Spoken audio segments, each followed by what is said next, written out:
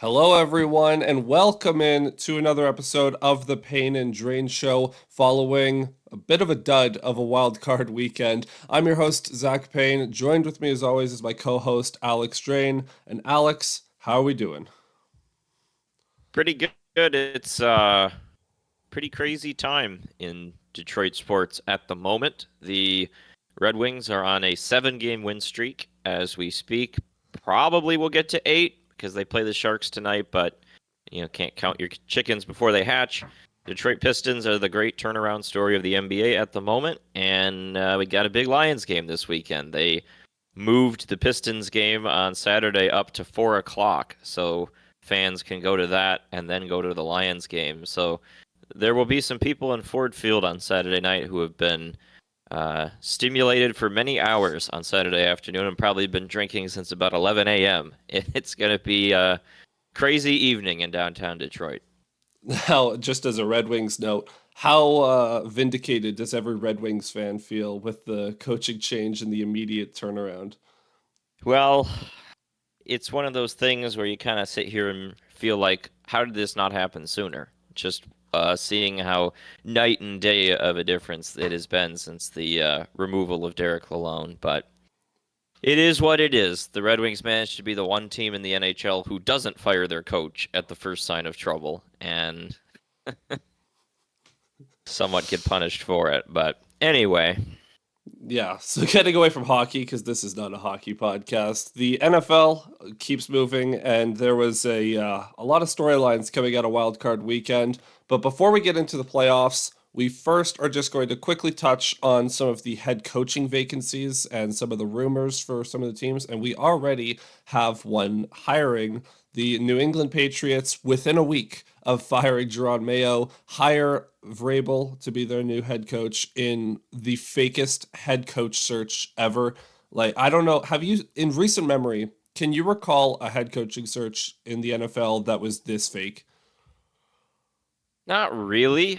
I mean, it was honestly about as fake as the Lions coaching search was when they hired Patricia. I mean, a Hmm. similar story with, New England bloodline where you kind of go into the search knowing who you're going to hire. And so I don't love it. Well, let me say this. I think Vrabel is a good coach. I mean, he seemed like it in Tennessee, so I think they'll probably be decent off in hiring him, but I don't love not having a serious search. I think just Hmm. always interviewing candidates is better because it just gives you a good sense of what's out there, and you may learn some things about guys that could be useful down the road the next time you're looking for a coach or a coordinator or whatever. So maybe a bit of a missed opportunity for the Patriots in that regard, but they did get the guy they wanted, and there is something to be said for moving quickly and making sure you hire him before anyone else can. Yeah, and look, is Vrabel the best coach in the world? No, but he what he does is he raises the floor for a team's success. The Yep. ceiling is a little bit of a question, especially when it comes to the postseason, as we saw from his time in Tennessee. Even when they were the one seed, they quickly were bounced by the Bengals that year.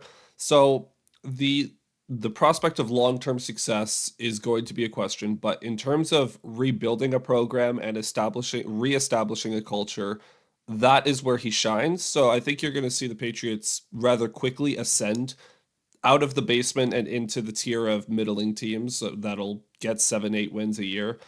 It's just a question of how far can he take this, and we're just going to have to wait and see. I will say the Patriots are under a lot of scrutiny, specifically due to the Rooney Rule check marks that they hit. They interviewed Brian Leftwich and do you remember the other name? I don't. Um, I if one note on the Rooney Rule thing, the Jets interviewed Mike Locksley, who was Maryland's head coach and is not a good college coach. So, Patriots might not even be the most egregious abuser of the Rooney Rule, but it's becoming an issue. Yeah, and look, the Rooney Rule is, for those who don't know, the Rooney Rule is a requirement that any team that is hiring a new coach or general manager must interview at least two minorities, coaches or managers. The which in concept is good because you want to increase the amount of diversity in these front offices and coaching staffs. But in practice, there are teams like the Patriots who just did this that are interviewing coaches just to check boxes and not Yeah. actually giving them serious consideration.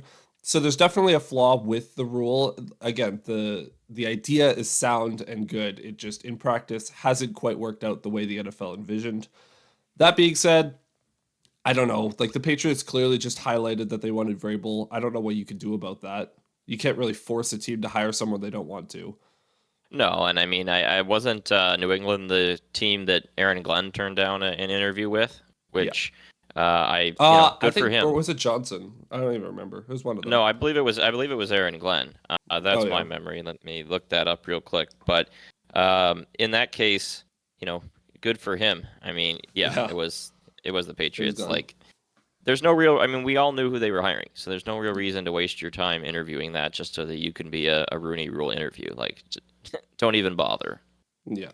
Now, on to moving on for the Patriots and on to one of the funniest coaching searches going right now.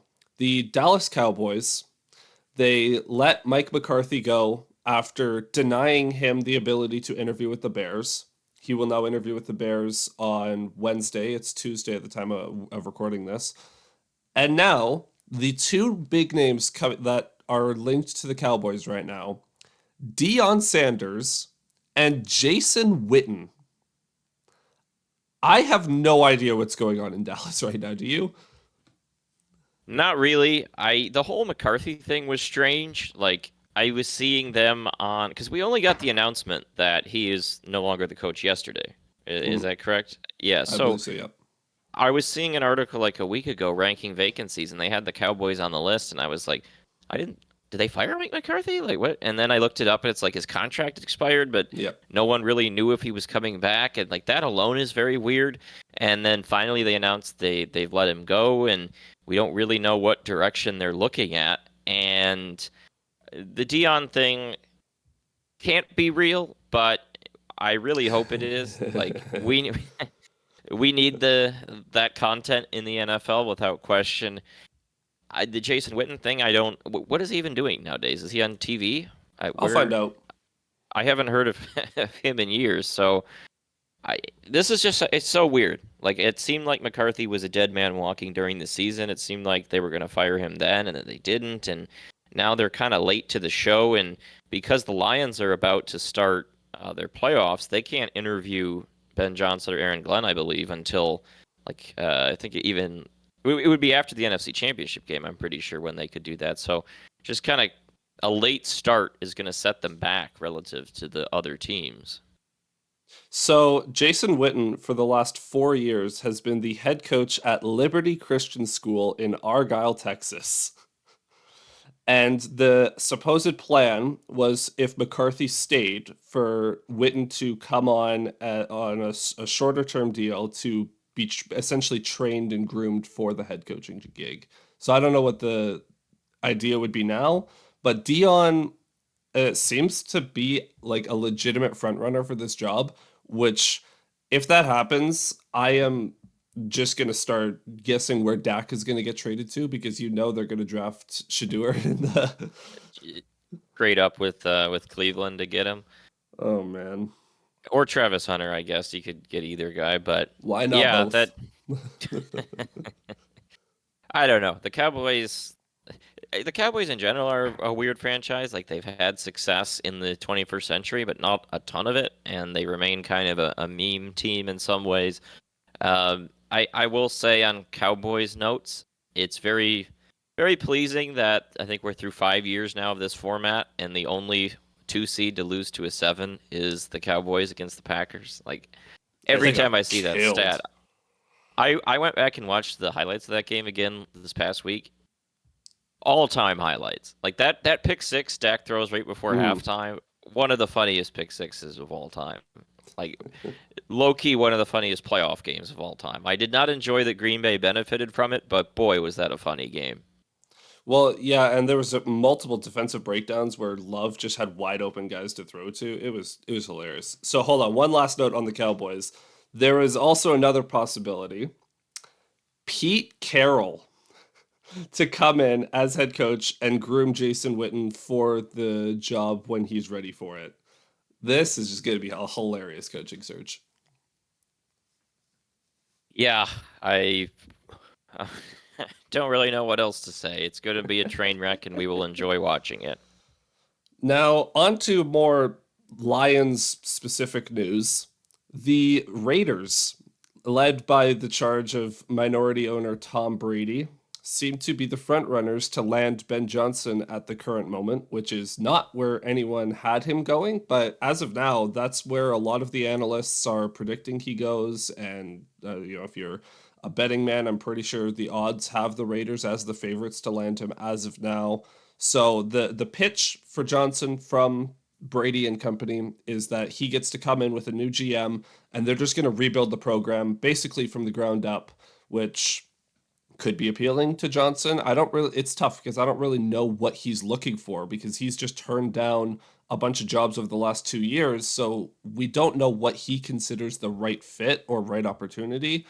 But this is definitely not where a lot of people thought he would want to go. Yeah, this doesn't really make a lot of sense to me. Again, it's kind of hard to know what his priorities are. It seemed like he had issues with Washington's ownership last year, the new owners that came in. I think I recall him saying like they were basketball people, or that was like the report that he didn't trust him or whatever. Maybe he trusts Brady more. I don't really know. It's just odd because the Raiders situation is not desirable on paper. They don't have an obvious quarterback of the future. Their roster is not particularly good, and they play in an insane division, a division where you have the dynasty of the era reigning, but also two teams that are clearly ahead of you at the moment, that both made the playoffs, that both have stable quarterback situations, that both have famous, lauded, successful coaches. Like the AFC West and that Raiders job in particular might be the hardest job in the NFL at the moment. So if he's up for the challenge, good luck to him. But it doesn't make a ton of sense to me compared to other jobs that he seemingly turned down in the past that were on paper a lot more desirable, but maybe his priorities are different. Kind of hard to know. The only thing I can really think of is maybe he wants a job where he'll be left alone for at least 3 years to really get a chance to rebuild. Like he doesn't want to risk the one and done situations that have been seen around the league in recent memory. So aside from that, I don't really get it, but because this it's not like this is a strong quarterback class, so it's not like you're going in and being like, we're gonna get this generational talent. It's just it's gonna be a full rebuild. And so I guess if Johnson wants that challenge and wants to be able to rebuild a program in his vision and in lockstep with a new GM, I don't know, but we'll have to just wait and see. As for Aaron Glenn, seems like he's going to the Saints, eh? That's what everyone has seemed to think. Obviously, he was there for about 5 years, I think, as DB's coach with the Saints before he came to the Lions. So, and he was a player there in the end of his career. So, a lot of connections. Again, that's also not a desirable job to me in any particular way. The division is not difficult, but they, again, don't really have a long-term situation you feel good about at quarterback, and their roster has been a situation for years where they are perpetually capped out, and each year they restructure the contracts, they move them down another year, and it just keeps delaying a seeming rebuild to me. So I guess if he came in and they were planning to actually finally do a proper rebuild, maybe it would be more appealing in that situation. But again, would not be a job on a silver platter, really. And best of luck if he takes it. Yeah, and like they're coming off hiring Dennis Allen. That obviously didn't work. Aaron Glenn was a finalist with Allen when he originally got hired a few years ago. I don't know why the Saints are doubling down on defensive coaches. They need someone that can kind of reinvent this offense and rely on something a little bit more modern instead of we talk about gimmicks with the Vikings defense. This Taysom Hill gimmick on the Saints offense has completely ruined them. So I don't know what their plan is. Derek Carr, a lot of question marks with him in terms of his ability to lead a team forward. So, yeah, not an ideal spot at all. If that being said, if Aaron Glenn does not go to the Saints, if something falls through there, the Jets are also very interested in him. I don't really know a lot about the Jets search aside from the fact that they are interested in Aaron Glenn, but worth noting. Yeah, if I'm Aaron Glenn, honestly, I'd probably pick the Saints over the Jets. But it's the toughest thing about this offseason is these are like the worst jobs, just the bottom of the barrel. And obviously, you say, okay, well, the best teams don't fire their coaches. Sure. But last offseason, there were more desirable ones to me. Like Washington, you were coming in with new ownership, new GM, new quarterback, clean slate. That seemed decently reasonable. There was Seattle, which was open last offseason as a team with a good culture, strong foundation, ability to be competitive right away. I can't remember what other ones were available, but this year it's just the bottom of the barrel. The Jaguars, the Jets, the Raiders, like those are three of the very most incompetent franchises, and the Cowboys are dysfunctional in their own way. And then you have, teams like the Saints that don't really have a lot of talent, and it's just no jobs. I mean, maybe Chicago, but again, Chicago, again, one of the most incompetent franchises over the past decade or so. So it just is not, I would not enjoy being in their position as sort of I'm ready to jump to being a head coach and these are my options. It's just not what you'd like. Yeah, and speaking of the Bears, they, as we mentioned earlier, are interested in Mike McCarthy. I also saw that they were interested in Brian Flores at some point. I don't know if that's still a thing, but I'm just going through Windy City Gridiron, the SB Nation blog for the Bears, has dubbed this head coaching search very unfocused. The Bears just seem like they don't have a plan, and we know, based on rumors and some reporting, Ben Johnson was only going to consider the Bears if they moved on from GM Ryan Poles. I don't know what is happening over there, but it seems like the GM wants a lot more control, or an ownership is interesting to say the least. I don't know. Do you have any read on the Bears? No, not really. I think it's fairly undesirable as long as Ryan Poles is the GM, honestly. Like you have to work with this guy who hasn't delivered a lot of success to the roster. So I don't know. We'll see. You think it would be an offensive coach just with Caleb Williams, but Yep. I don't know. They've had a very unorthodox, like the list of candidates has been very interesting. The number of names they're casting a wide net is what it seems like, and it may end up being somebody that we could be surprised by. Which is true. Again, like we focus on the Lions specifically. The Lions casted a wide net in their head coaching search, and the Dan Campbell hire at the time turned a lot of heads, and not all of them for positive reasons. He had to prove himself. A lot of people doubted Dan Campbell basically for the first 2 years of his tenure here. So, I mean, if the Bears want to go a different direction, I would honestly encourage that. It'd be better than just hiring Mike McCarthy and saying, let's try to fix Caleb Williams. So I don't know. And then last but not least on the list is the Jaguars, who they have talent on the roster, but again, a very bad ownership GM situation going on. The owner, I believe his name is Shad Khan. Is that his name? Yep. Was on a remote press conference with GM Trent Baalke.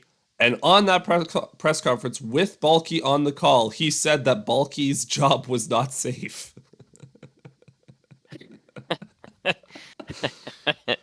I mean, Trent Baalke should not still be the GM of the Jaguars, so I'm not going to feel bad for him. But again, just another example of just dysfunctional ownership and leadership in so many of these franchises. And I guess that one could be desirable if you're coming in and bringing your own GM with you if they did move on from Baalke, but it's hard to have any belief in the Jaguars so long as Shad Khan owns them because they just have had so little success over his ownership.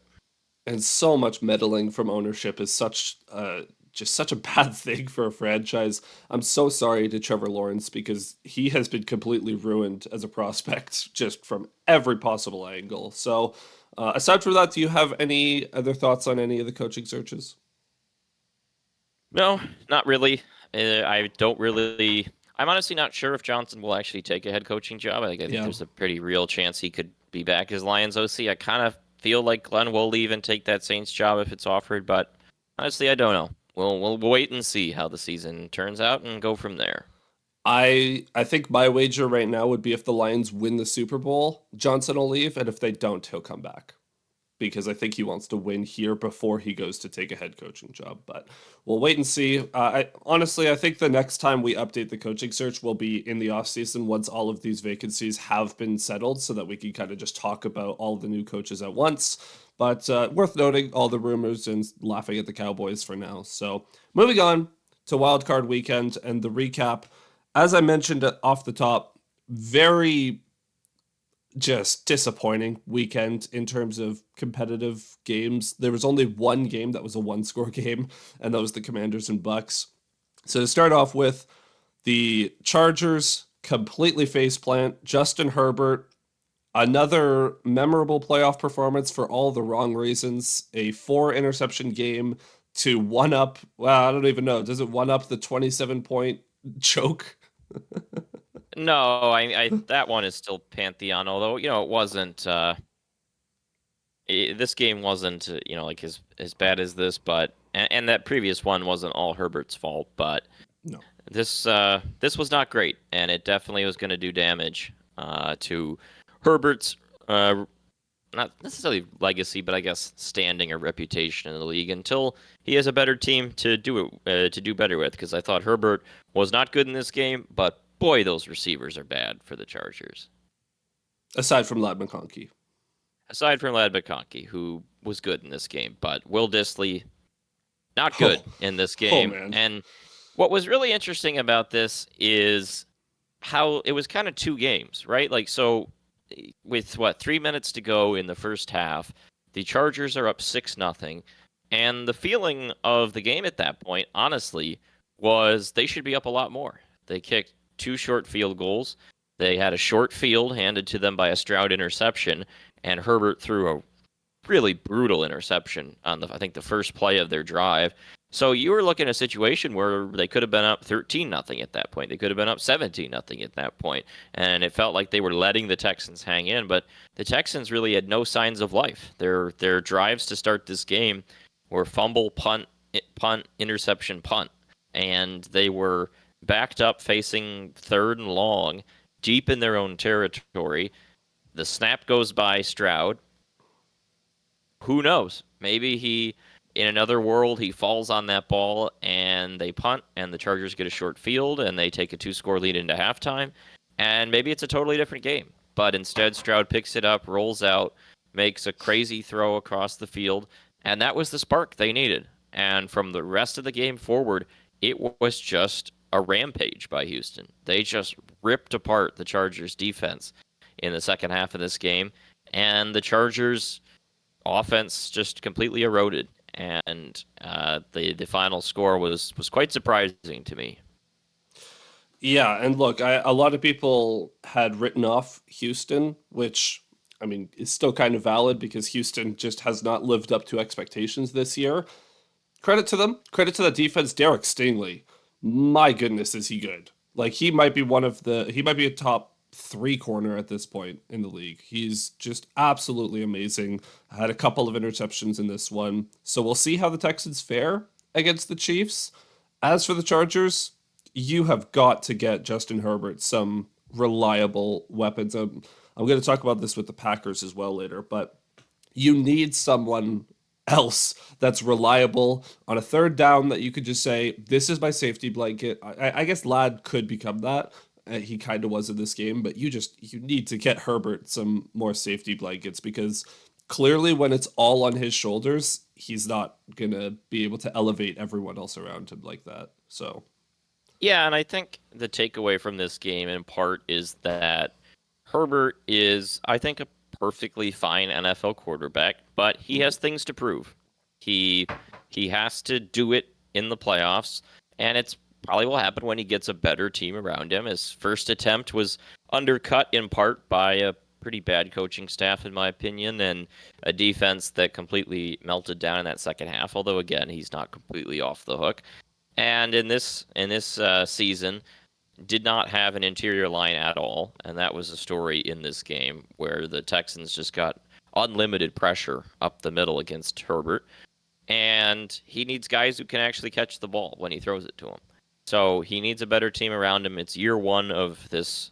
I don't know if you want to call it a rebuild, but a refresh or whatever you want to say with Harbaugh and the new GM.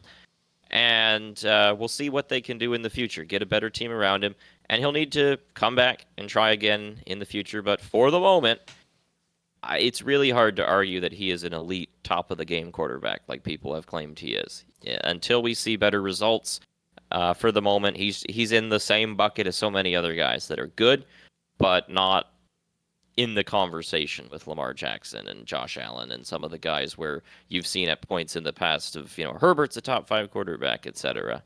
No, look, Herbert, he might be a top five talent, but I think as of now, he is going to be as good as the sum of the parts around him. And right now, the team around him is just so. They definitely were elevated by good coaching this season. And look, the mission for the Chargers this season was rebuild the culture. They've done that successfully. They exceeded expectations. They made the playoffs when I don't think really anyone had picked them to. So it was a successful season, but they definitely have a lot of room for improvement going forward. Now moving on. Ravens defeat the Steelers.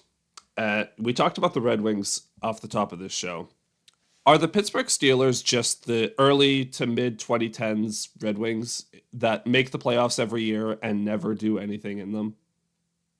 Yeah, I think that's a pretty honestly fair comparison. A little different in the sense that the Red Wings were hanging on to the last gasp of a past era, and the Steelers, that was probably them a few years ago, but since Ben left, it's a different sort of situation. But they definitely are similar in the way of like we're choosing to be aggressively mediocre because a fundamental thing about our franchise is that we're not bad, right? Like that's the Red Wings had the playoff streak for 25 years, and that was a central foundational belief about the franchise was you had to keep the playoff streak going. They they branded it everywhere. There used to be commercials all the time. It was on rally towels. The Red Wings made that a central part of their brand, and the Steelers have made a central part of their brand that they're just not bad. We don't have losing seasons. That's not what we do in Pittsburgh. But in order to chase that dream, they have turned themselves into Iowa of the NFL, where we just like painfully try to grind out wins with not a lot of offense, which is a good path to get you to decent years, but it's not a serious path to win in the playoffs. And reading some of the post-game commentary, you can say, okay, we should move on from Mike Tomlin, but to me, if you're going to move on from Mike Tomlin, you need to be moving on from the GM, from the team president. It needs to be all of them together because I don't see any argument where people say they need to fire Tomlin because he's not doing a good enough job. Like, look at this team.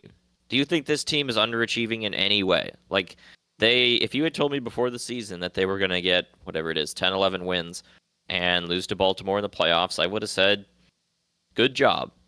They did about as much as you can get out of this roster, and I think Tomlin's gotten the most you can. The roster isn't good enough, and if you fire Tomlin but keep the guys who build the roster and set the expectations, you're just blaming the wrong guy to me. So they need to look in the mirror and decide, top down as a franchise, who are we and what are we? And it seems like they are having, at least among the fan discourse, a bit of an identity crisis in the Steel City. Don't worry, because Sam Darnold will fit in like a glove next year when he goes to Pittsburgh. Look, they have a lot of problems. I think they started 3-0, and the second they moved from Justin Fields to Russell Wilson, I was like, nah, they're done, because Justin Fields is a very flawed quarterback, but he's a young quarterback that can get better. Russell Wilson is a veteran QB that is only getting worse. And I know which one I would choose to lead my team. Even if it led to a losing season, I would rather take the chance on developing a young guy. Instead, now you don't even who's your quarterback next year? It shouldn't be Russ. Mitch Trubisky. Oh man. Kenny Pickett. Bring him back. It's just been, this is who they've been, right? Like it's since Ben left, it's just these guys that they don't have upside. Too, yeah, like they years. just don't. there's no legitimate upside here with some of these guys. And that was the same thing with Russell Wilson. Like, again, I look at this roster and you take a gander at the depth chart. Look at wide receivers.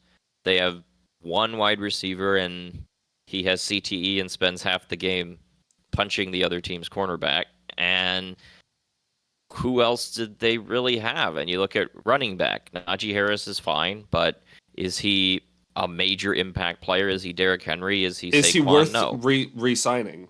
Like, Yeah, like, and then those weapons aren't good enough. And I think you have to go two ways, right? Like, you either need to hunt the superstar quarterback who could potentially elevate a situation with lesser weapons, or you need to invest in better weapons if you're going to be doing this bargain bin quarterback hunting. Because as we've talked about, if you're going to go the Baker route and you're going to go the Geno Smith route, well, you got to give them DK Metcalf or Mike Evans and those kinds of weapons to operate with. And right now they don't have enough weapons and they don't have a quarterback.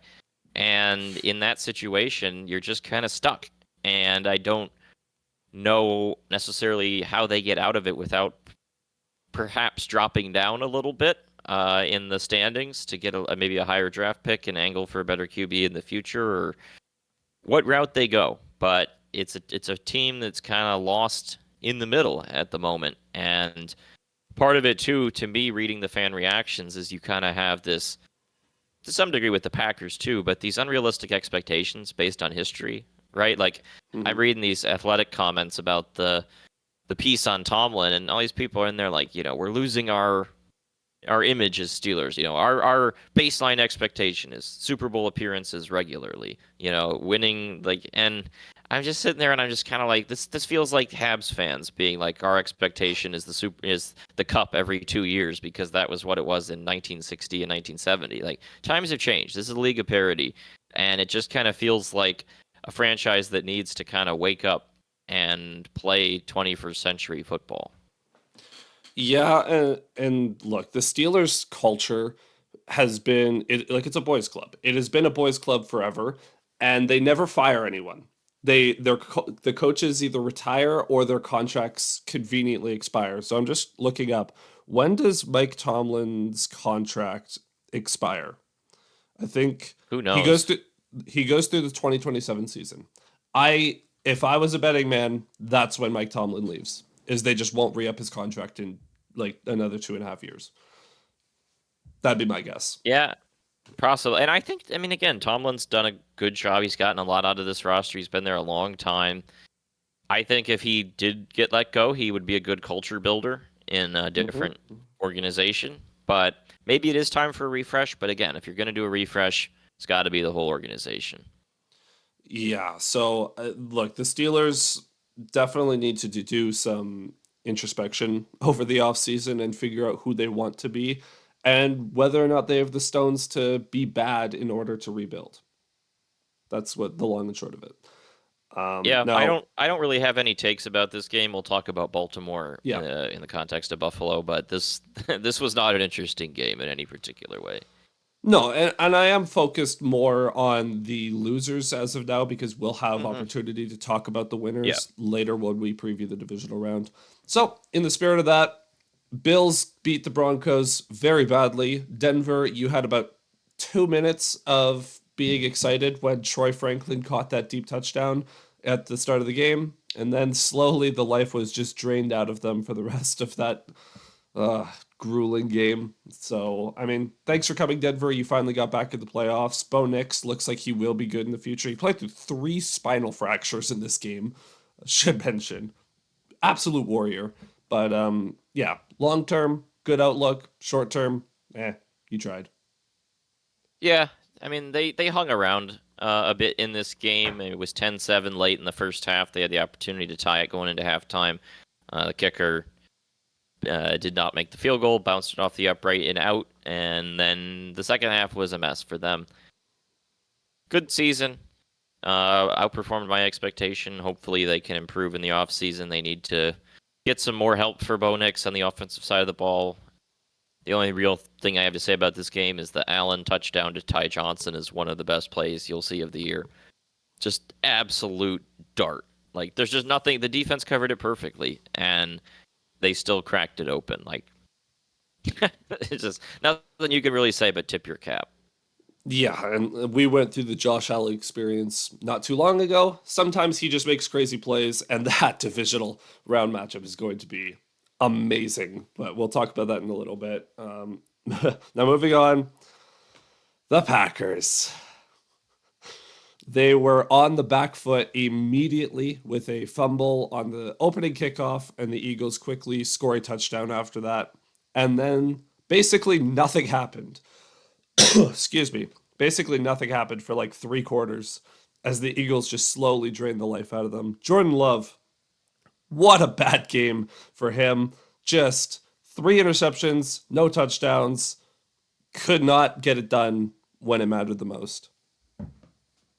Yeah, this Sunday was a great day of football for us, both with the result of the Sunday night game, which is what we kind of preferred, but then getting to watch the Packers lose in the playoffs. I will say that for many years as a pro football fan, Packers playoff chokes sustained me. Like all the years the Lions were not winning in the playoffs, I lived vicariously through whoever was playing the Packers, and it generally went pretty well. Certainly, some of those losses are all-timer games, and this one was not that. They were beaten by a better team, but it was again a nice blend of frustration for Packers fans because they really had an opportunity in this game. Eagles are the home team; they're the favored team, and they didn't play that well. Their offense got off to a bit of a rip-roaring start, and then it kind of just laid there anemic for quite some time. It gave the Packers an opportunity to come back. It was 10-0 at halftime, and it felt like they were opening the door, and the Packers get a field goal, and you're kind of sitting there thinking, when are the Packers going to make their push? And they just never could make it. They started to move the ball better in the second half, but it wasn't good enough, and then their defense started to unravel a bit late. But this game was there for the taking, and you look at the issues that happened to them. They have a fumble on the opening kickoff, and there was possibly some ref talk things about that play.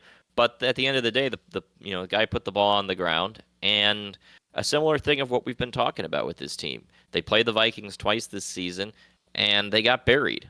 And they spent the rest of the game trying to dig out of the hole, weren't able to do so. And again, playoff game, your season on the line, and they did not start on time. They were down 10-0 right from the hop, and at the end of the day, that ended up being enough for Philly to win. They were able to hold off the Packers the rest of the game because of that first quarter. And starting on time, a major concern for this Packers team. And there's a lot of interesting things to talk about with Green Bay coming out of this game. Yep, and look, to go back to the note I mentioned with the Chargers, you need to get Jordan Love someone who is a reliable receiving threat for third downs because, excuse me, he when the play breaks down, he needs a safety blanket, and right now he doesn't have that. He has the "F it, Jaden Reed's down there somewhere" button, but I mean, it's not going to work every time. Chris, and in defense of Jordan Love, Christian Watson was out of this game. Reed got hurt. Dobbs got hurt. He ran out of receivers.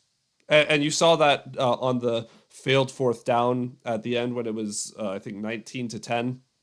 And there's like 4 minutes to go. 4th and 5. Love delivers a pass to the outside, and the receiver just doesn't get his feet in bounds because you're on your sixth string receiver at that point. So they just ran out of bodies. I think, though, it was quite funny to see a Matt LaFleur team once again become a little unhinged and undisciplined in a big game. They just, I don't know, man. The Packers had a very weird season in that 5 of their 6 losses were to the NFC North, and then they lost to the Eagles, and then they lose against the Eagles here as their 7th loss, and they get bounced. But I don't know. I just don't. They just need more reliable guys. And Jair Alexander missing this game and his whole situation, missing basically the whole season. Very weird. We'll see if he's back. They just need guys that they are able to count on a down to down basis more frequently. Did you see this quote from Tucker Kraft at the locker cleanout No. about the Packers? He said, uh, quote, that said he could kind of feel, quote, what was brewing for us. Said he plans to step up as a leader and quote, wouldn't call the season a complete failure, but disappointing. He also said the Packers need to, quote, wake up. And so I don't know what's going on with them. I think that contrary to the celebrating about how young the Packers are, which has happened quite a bit. Youngest roster, blah, blah, blah. I think we're seeing some of the effects of the youngest roster thing, that there maybe are not enough leaders in that locker room because there are just some weird vibes going on with this team. And I couldn't help but come away from this weekend and really this season wondering if the Packers would be better off as a team if you had a more stable head coach and Matt LaFleur as the OC. Like, I just don't know if LaFleur is a head coach. And I know that's weird to say for a guy who's won a lot, but think about when he came into Green Bay. He came in to take over a team that was Aaron Rodgers' team. Like, let's just be frank here. It was Aaron Rodgers' team. Aaron, Devontae Adams, Alan Lazard, all the boys that Rodgers he ran that team. And it really hasn't been until these last 2 seasons with Rodgers out of the picture that we actually see LaFleur as the real head of the team and the leader and having to be the adult in the room. And what we've seen is a lot of sloppy stuff and a lot of discipline issues and LaFleur losing his head in games where it's just been a lot of Jim Schwartz vibes to me, where Jim Schwartz was a great DC, but was a bit of a hothead during games. And watching LaFleur at points this season, screaming at the officials and almost on the verge of tears at times and, just really just losing his cool in ways we don't see a lot of NFL head coaches do. And I wonder, how that has impacted this young team. You know what?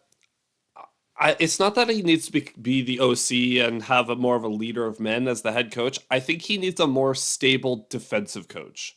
Because if you look at a very similar situation in Minnesota with Kevin O'Connell, obviously they're not the same person at all, but similar vibes where offensive-minded, young coach that hasn't really been around the block. Well, Kevin O'Connell has Brian Flores, who was a head coach and was able to basically say, I've got the defense. You worry about what you're good at. I'll worry about what I'm good at. And I don't think LaFleur has really found that yet. If the Packers had a veteran defensive coordinator that had been a head coach before, I think it would serve them a lot better because LaFleur would be able to only worry about the offense, and I think that's what he needs. Yeah, I think that's probably true. There's just, again, they're like, every time I watch the Packers, they take at least one profoundly stupid penalty. This game, it was on that defensive drive where they needed to stop late, body slamming the running back and getting the 15-yard penalty. Like, they just do that stuff too much, and we'll see if that changes as the team grows up. But definitely the wide receivers is a big takeaway from this season. Last year they had all these young wide receivers and they all had flashes and people were like, oh my God, did they get a bunch of dudes in the 4th and 5th and 3rd rounds? It doesn't look like it. Just speaking honestly, like there's some guys like Jaden Reed, who I think is good, but some of these other guys, Dontavian Wicks, Dobbs, I don't know. They're capable, but none of them right now look like the dude. And we thought for a time there Reed might be, but that's an area they need to address in the offseason. And then you have the Jordan Love question coming out of this game. And I think about him a lot the way I think about Herbert, honestly, where it's like I think he's good, fine, and needs to prove it in the playoffs at some point, but not elite necessarily. And I just, there is a part of me that feels bad for Jordan Love because the weight of the expectations on him is just so massive. And it's all Jordan on Love, him. yeah, and Jordan Love, if he was drafted by and was playing for the Carolina Panthers, the Arizona Cardinals, we wouldn't hear that much about him. It would be like, oh, seems interesting, but got to see if he can actually take the leap to star level. But in Green Bay, from the first game, I remember that first game he started after Rodgers left against the Bears, Week 1, 2023 season. I watched that game, and I was like, okay, had a solid performance. I remember he threw up a lot of short screens, and Aaron Jones ran all over the Bears with yards after catch. And I was like, okay, he passed the first test, but got to actually see him play some more teams. And the media narrative out of that game was like, they did it. Got to give it up to the Packers. They did it again. Another Hall of Famer. Just look at this boy. Beautiful Jordan Love. And I'm like, what? And it's just been a thing with them this whole season and all of last year as well. Anytime Jordan Love has a good game, he's immediately compared to Rodgers and Favre, and that's not fair to any quarterback. It just isn't. Like the chance he's going to be in those footsteps is like 2%, 1%. In all likelihood, he is a perfectly capable NFL quarterback, but probably not one of the greatest to ever do it. And yet, that is the expectation every single time he does anything good. And the other side of it is because he had to sit for all those years, he had to get the $200 million tag attached to him after 1 year in the league. Hmm. And that's another weight of expectations, right? Like most quarterbacks get 2, 3 years before they have that attached, and they will have really earned it. Instead, he gets it right away because he was so late into his rookie contract by the time he started. So there's just a lot of pressure on this guy, and I do feel bad for him in that way. He's got talent, and he's had some moments of really good play, and there's a lot of potential there, but there's just a tendency to get way out over the skis on this guy way too frequently. Well, and another disservice to him was Aaron Rodgers, for as much as we hate him, was a very unique talent with all of the crazy off platform throws he would routinely make. And Jordan Love, for 3 years, sat behind that and learned from that guy. And now he has a lot of bad habits developed because he's not Aaron Rodgers and he can't make the same kind of throws that Rodgers could in his prime. So you see all these crazy, like, we criticize the back foot stuff all the time. He needs to stop trying to jump into passes and throw at these crazy angles. Just keep it simple, make the throws that you're capable of making, and let the rest figure itself out. If the Packers in this draft or offseason, whatever, can come away with a true wide receiver one or tight end one, whatever, a true dominant, not even dominant, just a true, like, top of the line wide receiver, Watson and Reed become your 2-3. Wicks and Dobbs are on the bench.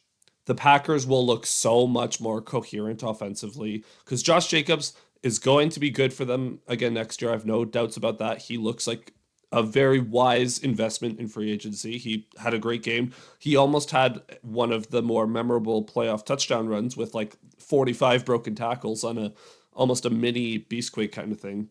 But like the Packers offense is just it's the Jordan Love show.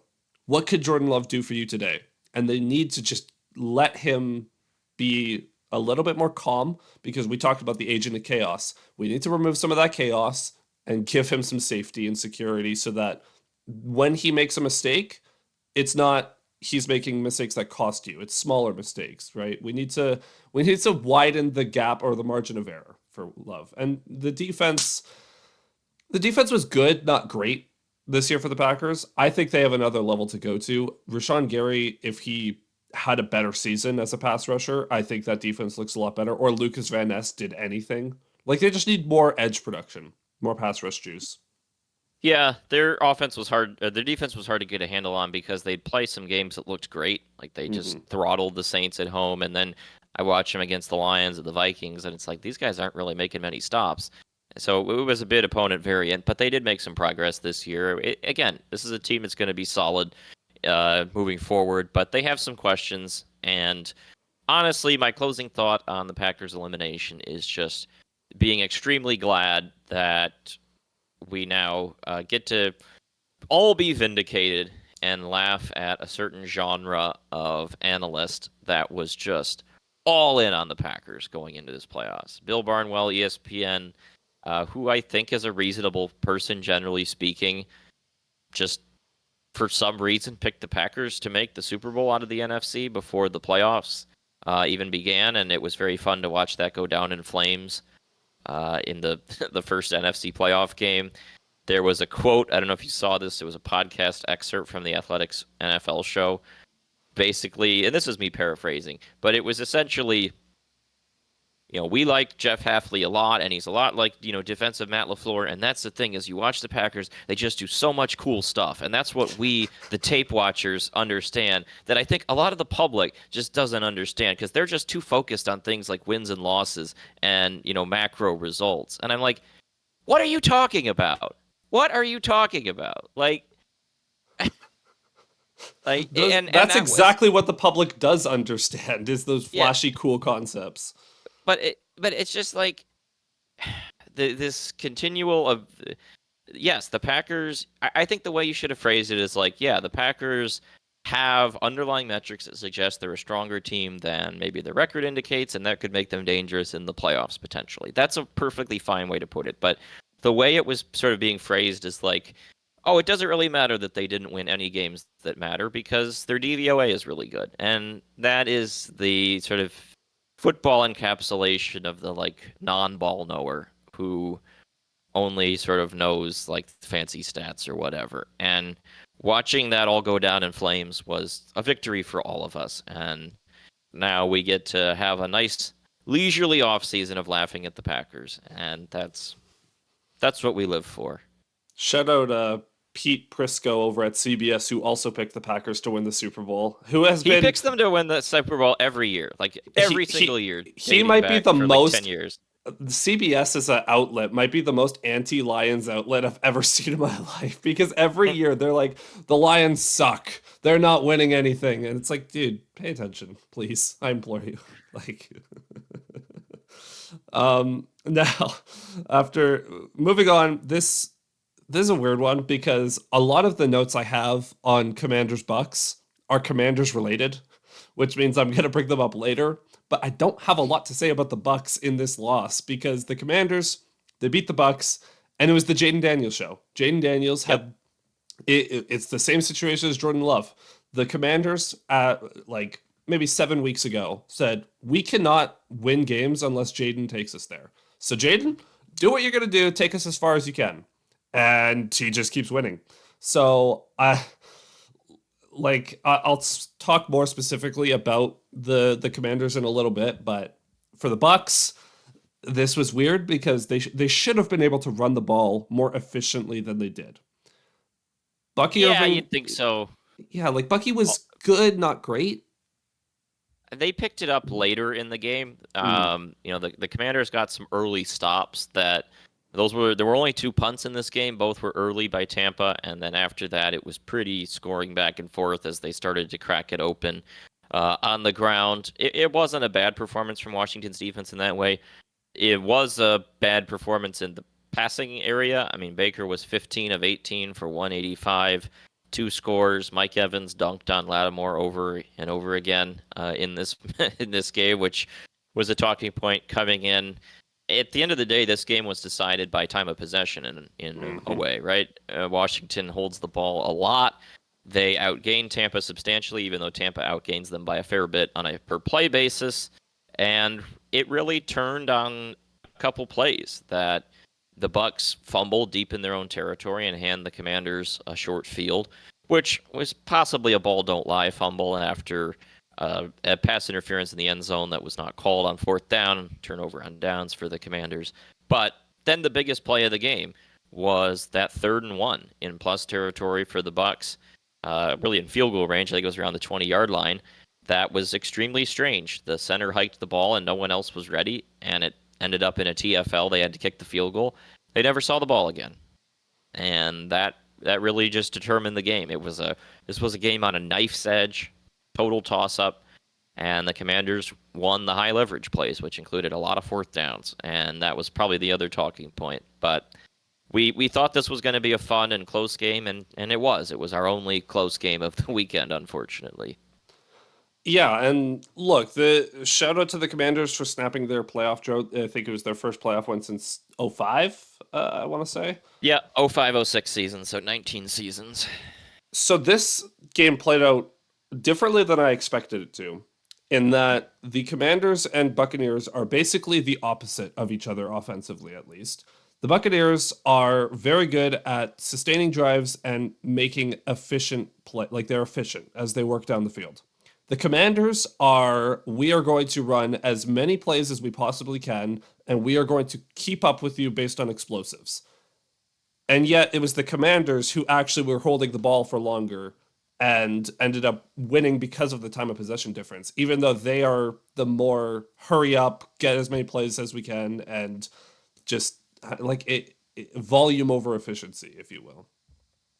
Yeah, I mean, the Commanders had a 17-play Service Academy-style drive that just gobbled the clock. And then, late in the game, they kicked the field goal, get the ball, and they just decided we're not handing it back. And they didn't. And they got a very memorable way to break the playoff drought with the doink in off the upright by Zane Gonzalez to win the game. Again, this was a really tight game, and they did just enough to win it. Shout out to them, and shout out to the Bucks. They had a nice season. Just came to an end, unfortunately, but that's the way it goes. It could have gone either way. Daniels is the devil magic lives on, and the Jaden Daniels late game magic lives on. Yeah, so again, we'll talk about the Commanders more in a minute, but a lot of interesting. They're a fascinating team, and it's going to be a very interesting matchup for the Lions defense. But moving on, I know you've been waiting for this one because all season we have maintained a narrative. The Vikings are a gimmicky defense, and they will not possibly keep this up. In Week 7, the Detroit Lions defeat the Vikings to take over the lead in the NFC North, and the next week they lose to the Rams on the road. They then run the table up until Week 18. The Lions win to capture the NFC North and NFC crown, and a week later they lose on the road. Not in LA because this was more of like a college bowl game in terms of atmosphere, but on the road they lose. So to start, we'll talk about Darnold in a second. First, this is your time, Alex. This is your vindication on the gimmicky Brian Flores defense and what a veteran QB will do to them. Yeah, it was came true again. Everyone's going to talk about Darnold. That's the big discussion point of the game, and ultimately where it was won and lost, because you're not going to win many playoff games scoring only 9 points. That said, the early 2 drives by the Rams set the tone, and that had nothing to do with Darnold. That had to do with Flores' defense providing no resistance, and they were probably going to score on both touchdown on both drives if they don't take a terrible personal foul. It was going to be 2nd and 1, I think, at the 11-yard line, and the lineman just came in and bulldozed a guy who was not involved with the play and moved him back to 2nd and 16, and then they ended up having to kick the field goal and make it 10-0. But those 2 drives, Stafford just carved him right up, set the tone. Hindsight reveals that was all the points they were going to need in this game, and they were still able to move it later. Like, the only drives that slowed down for the Rams were either score effects or like holding penalties. There just wasn't a lot that the Vikings were really doing to stop them. Stafford was very efficient, very clean in this game. And at the end of the day, the Rams got 292 yards on 5.7 yards per play, moved down the field, got it done. And that wasn't something they could lean on, so they needed to lean on their offense. And the offense, unfortunately, was a disaster for the Vikings. And this about as nightmare end to a good season as you can ever have in an NFL campaign. So yeah, Stafford. By the way, Stafford's now 5-1 in the playoffs with the Rams. Pretty good. Every loss of his playoff career is either with the Lions or against the Lions. As a fun fact. Hopefully, we can make it 2 losses with the Rams in the end. Beat the Eagles, Rams. You can do it. But yeah, look, Stafford was built in a lab to deal with this Brian Flores defense. He had a career's worth of trauma behind terrible Lions offensive lines that prepared him to handle the blitz, handle pressure, and throw against it consistently. And you saw that early and often in this game. The Vikings were playing a lot of zone early on that the Rams were really taking advantage of over the middle. The Vikings linebackers had a rough start to this one. On those first few drives, where the Rams were running a lot of dig routes and deep curls that just really attacked the middle of the field, and Stafford was slinging it. So after those first few drives, when they get a lead, the Vikings defense started to put things together a little bit, but once it was 10-0 and they had to play from behind, that really forced the offense into some tricky spots, which now we have to talk about it. Sam Darnold was once again seeing all the ghosts because the Lions last week, Aaron Glenn said, you know what? Enough of this. I'm blitzing you, and I'm blitzing you until you will miss every throw because you're so scared of the pressure. And he did, and Darnold was. And the Rams looked at that and said, hey, we actually have healthy pass rushers that can get to the quarterback. We're just going to bully this offensive line and make Darnold feel the pressure.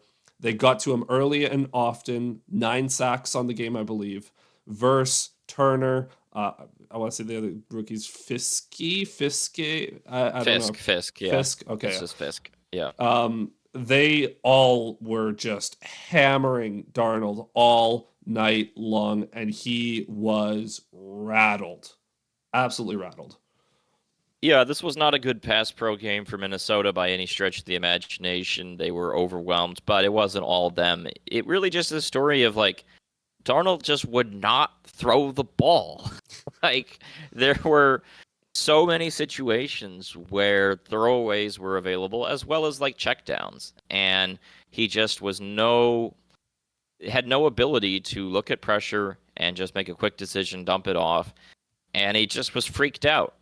Completely freaked out, and it got worse as the game went along, and it was even worse than last week. And you wonder how much the Lions game kind of broke him and really just rattled with him mentally, because it just looked like a guy that just couldn't handle. The lights were too bright, and his confidence was not there. And again, I'll be very curious to see where Darnold goes in the offseason. Now people think he might just be out the door, and where does he go next? Because you can't like scrub away 15 good games or 16 good games before these two. Like these showed his flaws, but we also saw a lot of games that showed strengths as well, and you wonder if that can be tweaked, and if you can build them up against pressure over time. I'd be curious to see that and see how it goes, but these last 2 games were just grisly performances from Sam Darnold, and unfortunately, all the praise we gave him at points this year kind of unraveled in the span of just 2 football games, and people are going to be talking about these 2 performances for a long time, unfortunately, because they were quite something. My favorite stat of the night: the Vikings allowed 24 pressures to the Rams defense. Only 11 of those pressures happened within 2.5 seconds. 13 pressures off of just holding the ball too long is hilarious. And that's what happened. If you watched the game, you saw it. Darnold just was so skittish, so afraid to... I don't know why he didn't throw it away more often. I don't know why that was such a problem, but he just was holding it way too long. The Lions definitely broke him.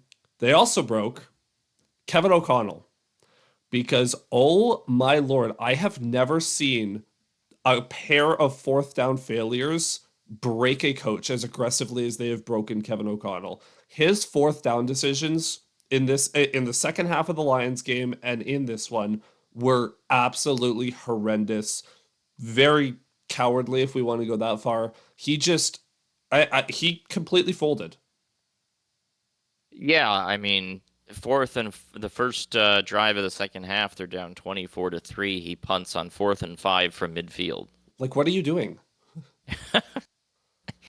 Completely bizarre. And the later one was 4th and 21 after a bad Darnold sack, but they were down 18 points with like 12 minutes to go. I mean, if you punt there, yeah, like just very, very strange. Kind of threw in the towel, and this season adds to the bin of long-standing Vikings playoff fiascos that continue to haunt their fan base. There's a part of me that definitely feels bad for them, but not too much this season. They were a rival, and we got to bid adieu to both NFC North teams, and as a result, confirm that there will be no three-peat opponent this year, which was an objective of mine. So good job, Rams. Good job, Eagles.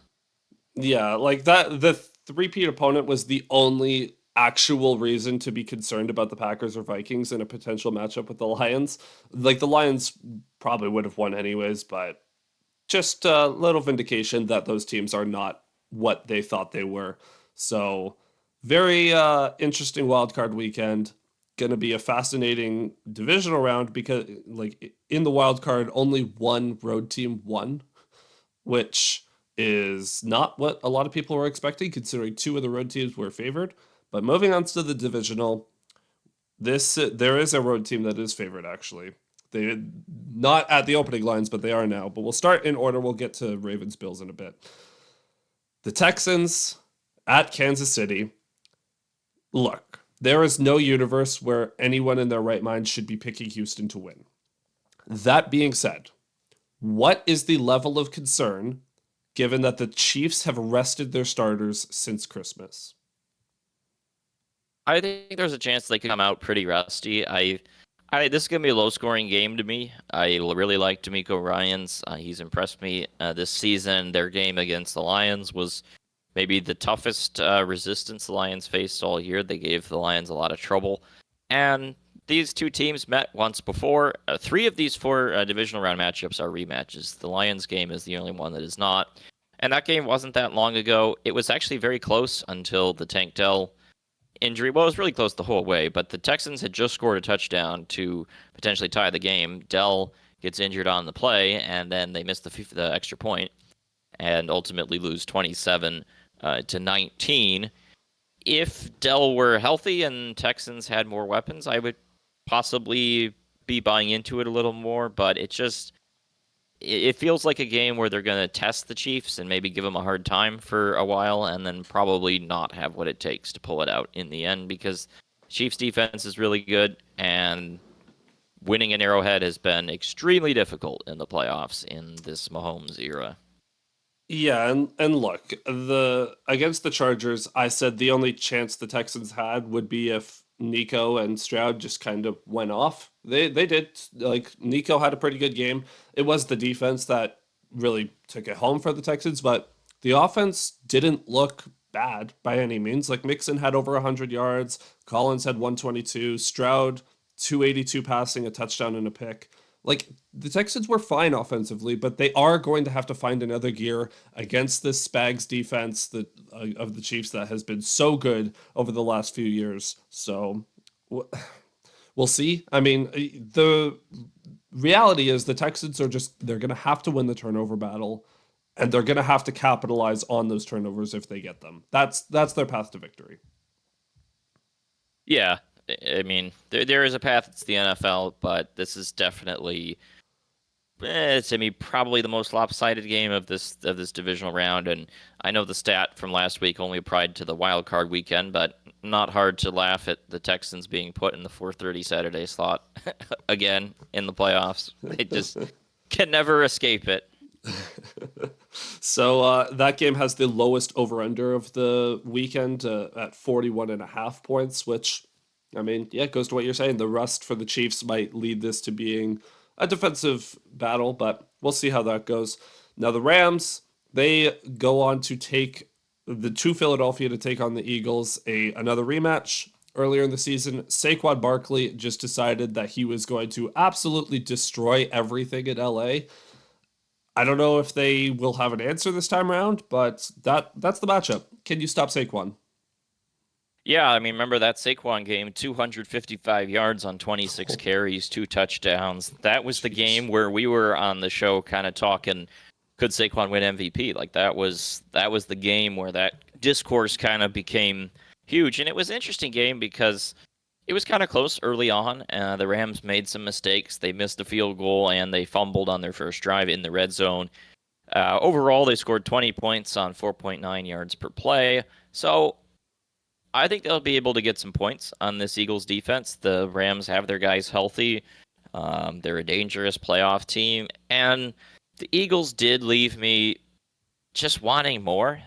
Like in that game against the Packers, like they looked okay, but were not particularly dominant in that game. Hurts looked off kilter, and obviously he hadn't played, so Eagles fans probably hoping he was shaking off rust, but he held the ball a long time, didn't really pull the trigger much, and their offense was stagnant for large portions of that game before pulling away late. I think it does just come down to the Saquon thing, though, because obviously if they can pound the rock and run all over the Rams, the game is over before it starts. If they can keep Saquon contained and force some field goals in the red zone, there's a pathway here. The Eagles are definitely the better team, but there's just something a little off about them. and the Rams have dog, right? Like it's just the little mismatch of vibes, I guess you could say. The Rams also have the far superior coach, so that is worth mentioning. Also that. Yep. In a close game, the better coaching staff usually wins out. Now, is also worth noting Nakobe Dean did leave the wild card round with a season-ending knee injury, so a little bit weaker at linebacker. We saw how the Rams attacked the Vikings over the middle. Considering how good the Eagles' outside corners are, you're probably going to see a lot of going to Puka and Cooper Cup over the middle again, Higbee underneath as well. So I think the Rams can score, let's say, 24 points in this game. They can score in the mid 20s. They just have to keep the Eagle. It's going to be a race to 24, I think, in this one. Yeah, I think that sounds about right. Playoff games generally lower scoring because trying to hold the ball and because of the control play. And the other question to me is, the defensive line. The Eagles have a good defensive line, but maybe not as good as it was at points in the past when they had Brandon Graham and guys like that, and how much protection the Rams can give Stafford. And they don't need to give him a lot because he can stand in there and sling it. And then on the defensive side, besides stopping the run, it's just how much has this Rams defense gotten better since when they played in November? Because that was a bit of time ago, and they've posted some better results since then. It'll be a test of that evolution and how far they've come. Well, and the Eagles are going to have to pass protect a lot better than they did against the Packers because the I don't know what happened to the Eagles O-line because they are the best pass protecting offensive line in the league. And they just completely folded. I don't know what was going on. They were having a rough day. Lane Johnson with all the Penei Sewell chatter over the last week and posting the stats on his locker or whatever. Yeah, it's not like he had his best game. Like there was one holding call he had where he was on his stomach holding the edge defender trying to prevent him from getting to hurt. So we'll see, man. Yeah, I mean, again, I expect the Eagles to win, but there is a part of me that thinks if the Lions win their game on Saturday night, that the script writers will call it in and ensure that the Rams win this game, so we get a full circle NFC Championship game. Just, I don't know. Even last week, right? Like you win this game against the Packers, and you still have like the weird AJ Brown reading a book on the bench. That book has gone up to the #1 bestseller on Amazon. Its sales has skyrocketed 53 million%.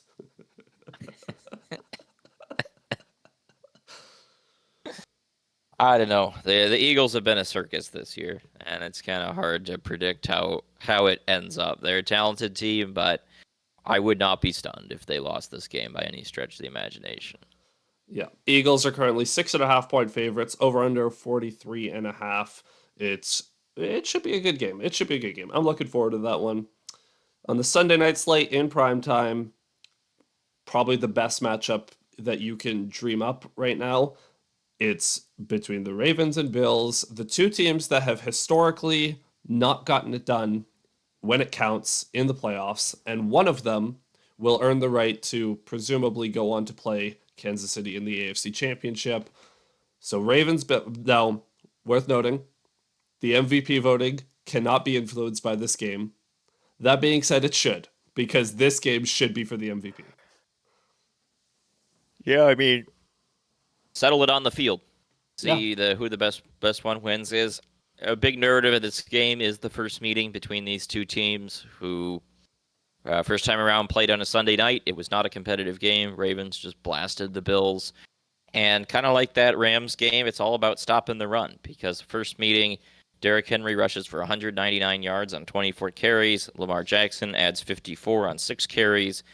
I mean, if you're giving up over 250 yards rushing on 30 carries, you're just dead in the water. And the Bills defense has to play a good game, and I think they're going to need to control the ball. And Josh Allen's going to have to be Josh Allen. And obviously they have the home field advantage, which I think will be a bit of a factor. I think I read that the Bills are home dogs for maybe the first time ever in the NFL playoffs, was a stat I read earlier today. Yeah, and it's I not don't by know. much. I think it's 1 point, right? I think they opened as 1-point favorites. The line has now flipped to Ravens -1. Not a big difference between those basically two things. Basically a pick 'em. Yeah. And I think that's a fair way to put it. Like The Ravens are probably a better team on paper. The Bills have had more of a killer instinct overall this year, but again, the Ravens won the first matchup, and so I wouldn't be surprised to see it go either way. I think everyone is looking forward to this one, excited to see how these two colossal giants handle this game. Great quarterbacking. This is what you want to see in the NFL. They put it at the 6:30 p.m. Sunday slot for a reason. This is the primetime game they want to showcase to everyone, and hopefully it'll be a great game. Yep. So, look, that's just gonna be. I hope the weather is like kind of snowy but not windy, because I want there to be like the Bills in Buffalo in the winter atmosphere, but not have it hinder the game too much. So we'll see. Now, moving on to what we actually care about. Commanders at Lions. The Detroit Lions coming off a bye week for the first time in the playoffs ever. They host the 6th seed Washington Commanders. This is a pretty simple, on paper, pretty simple matchup. The Commanders, they don't really defend the run very well. They are not very efficient against the pass, although their pass yards allowed per game is actually really good because no one passes on them or has to pass on them. Offensively, they cannot run the ball with their running backs. The Lions will be able to efficiently drive down the field and chew up yards. The Commanders will try to match that with explosives. The difference is going to be for both teams, because let's be honest, the Lions are still beaten up. The Commanders will probably be able to get into scoring range, and the Lions will be able to get into scoring range. It's going to come down to the red zone. And the Lions, it opened at 8.5-point favorites. They are now 10-point favorites, which I think is a little aggressive, but over under 55 points, which is the highest of the weekend. How confident are we in the Lions' defense and their ability to contain Jaden Daniels? I mean, I'm not super confident, but I think the way you look at this is that the Daniels and the Commanders are going to have some wins in this game. Like, they're just going to. Like, he's gonna have some scrambles. He's gonna do some things that are very annoying and very frustrating off platform, on the run, etc. He'll throw a couple bombs to Terry McLaurin that will be spectacular contested catches, but it's about overall keeping him out of the end zone, forcing field goals, and maybe a turnover or two as well. He was clean in the playoff game, but you look at the rest of the season, he was quite turnover prone in the second half. Starting with that game against Philly on November 14th, he threw an interception in 5 of 6 games that he played fully to finish the year. So that's something to watch. I think if you're Aaron Glenn, you feel reasonably good about your ability to scheme up things to give a rookie quarterback problems. I know Jaden Daniels has played great. He's been better than your average rookie quarterback, but there are still things that he needs to learn. And overall, I think it's doable. Like, when you compare it with the other side of the ball, Lions should be able to have their way. At the end of the day, this is the matchup we wanted. I think it's the matchup that is the best possible draw for the Lions. It's a team they haven't seen before, a team that they're definitely better than. They're at home. They should win this game, and the spread reflects that. So I will say, for the Commanders, of the possible Lions divisional opponents, I had flagged them as being obviously the team I wanted to see. But the reason I wanted to see them is also because I had dubbed their coaching staff as not being quite as up to par as the Packers, Vikings, and Rams. I will say though, it's really more of a Cliff Kingsbury thing than a Dan Quinn thing. Dan Quinn has done a good job, but I don't trust Cliff Kingsbury and his billion screen passes. Will say though, if you are a fan of punters, look away, because the Lions and Commanders are the two top teams in the league at going for it on 4th down when the analytics say they should. The Commanders did not punt against the Buccaneers. They scored 23 points and did not punt. They will go for it every chance they get in scoring range if it's under 5 yards. The Lions will go for it every single time if it's under 5 yards. So this is going to be the second either team gets over midfield, it's 4-down territory. And there has to be that expectation that it's going to be harder for the defenses, because you're not just trying to force a 4th down. You have to also get a 4th down stop. It is going to be a high-scoring game. I think the Commanders, having Anzalone healthy and even healthier than he was in the Vikings game, that's going to be huge because we know what happens when Anzalone is out of the lineup. Apparently, and hopefully Terrion's okay. Sounds like he should be fine to play in this one. It's just going to come down to, can the Lions get enough stops? And by stop, I don't even mean like turnovers or forcing punts. Can you just hold them to 3 enough times to give your offense a chance to push you over the top? Yeah, that's the big question, getting off the field on those fourth downs when they pop up. Anzalone will be big against Zach Ertz in this game in Mm-hmm. particular. I just don't. I like the matchup in part as well, just because I don't have a big respect for Washington's receivers outside of McLaurin. The wide receivers, like, they've had their moments. Dami Brown had a good game against the Buccaneers. Zacchaeus has had some moments, but it's not quite like some of the other teams in the playoffs. And so you address McLaurin, and then you feel okay about your other weapons. And again, it's really the Jaden Daniels show. Like, this team, every time they run the ball with a running back, it's lighting it down and on fire. They get behind the Yeah. sticks, and Daniels has just been killer on third down, killer on fourth down, killer at the end of games. It's a devil magic team, as I said previously, and a lot of times those teams do end up running out of magic in the playoffs. They can't keep it up, all the way. Eventually, you run out of gas at some point, and hopefully that will be the case here in this game for the Lions. And on the flip side, Lions offense is one of the best in the league, and they need to look like it in this game because Yeah. this is a pretty fertile offense or defense to take advantage of. Their defensive line is so. It's Their Jonathan corners Allen and his band of merry men. yeah, and the corners, they get Lattimore back, but he doesn't.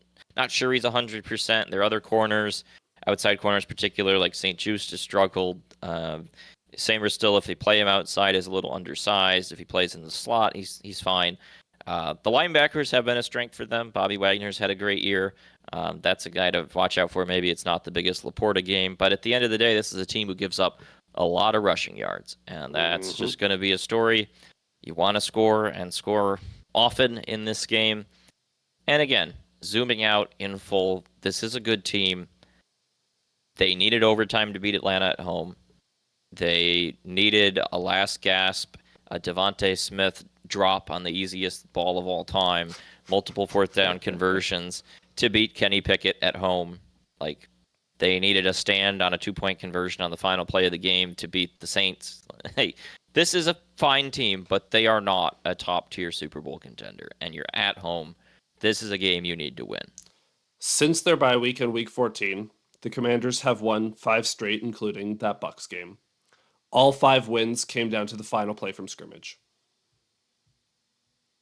This team does not win by large margins. So, granted, if this is a tie game with like under 5 minutes to go in the fourth, I am petrified. I am Oh, terrified. yeah. Something bad will happen. But if you can get to the fourth quarter, you can play with a lead, you'll be fine. You're going to be like David Montgomery's coming back, so presumably coming back. You should hopefully be able to run the ball. We'll see how, I don't know, we'll see how healthy he is and how effective he is on the ground, but just the ability to keep Gibbs under 20 carries so that he is at 100% for all of those carries instead of, dragging him out for 26, 27 carries and he gets a little worn out by the end. Having, like, we saw it in the Bucks game last playoffs in the divisional round, where at some point the dam just breaks and Gibbs gets a long run to seal it. I wouldn't be shocked if that happened again, where it's like maybe it's a close game through 3 quarters, but then Gibbs is still fresh in the fourth, and the Commanders just won't be able to stand up to it. That's kind of how I envision this going. Yeah, and I think this is not a crazy comparison to that game last year as sort of a similar caliber of team where they're good enough to be quite competitive, but Mm-hmm. again, a game you should win, and that's how we felt going into the Bucks game last year. I think that's how you feel going into this one. Playoff football always stressful, but the Lions have been through it before. They now have that experience. Hopefully, they will be rested and fired up to play this game. The crowd should be crazy, and that's the other good thing about it, right? Is that the Bucks have fans, but it's not Ford Field, and there were vocal Commanders fans chanting in the background during the game in Tampa. likely will not be the case here. And hopefully you just find a moment that ends up being too bright for Jaden Daniels to handle. I mean, unless the Commanders fans can afford $700 tickets, no, they're not going to get in. So that's going to be it for this show. We'll be back early next week to recap the divisional round and preview the conference championships. Hopefully, with the Lions being a part of that. And as always, if you made it this far, make sure you either follow us on podcasting platforms or drop a rating on YouTube. Make sure you like and subscribe and leave a comment down below your thoughts on the divisional round matchups. And if you're a Lions fan, how confident you are. If you're a fan of another team, how you feel about some of these matchups. You can find the show on Twitter at Payne and Drain. You can find me at ZachPayne41, Alex at Alex_Drain. And Alex, do you have any concluding thoughts here?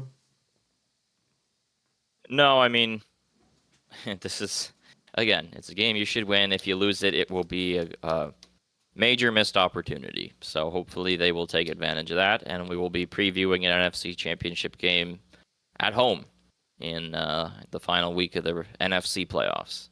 Yeah, so have a good week, everyone, because this is going up early in the week, and enjoy all the football this weekend. We'll see you early next week. Cheers.